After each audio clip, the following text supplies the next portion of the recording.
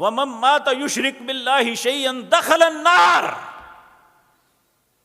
جس نے زندگی میں کبھی بھی اللہ کے ساتھ شرک کیا لیکن معافی نہیں مانگی، بے توبہ مر گیا،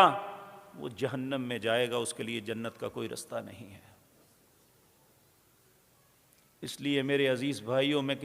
کسی کے متعلق نفرت پھیلانے کے لیے نہیں،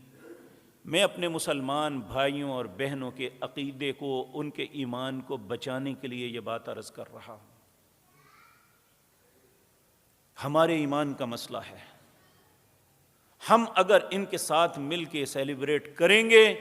تو ہم اپنے ایمان سے ہاتھ دھو بیٹھیں گے۔ ہمارا اپنے رب کے متعلق عقیدہ غلط ہو گیا تو باقی کچھ بھی نہیں ہے۔ ایک شخص صبح سے لے کر شام اور رات سے لے کر صبح تک سجدے میں گرا رہے لیکن اس کی زندگی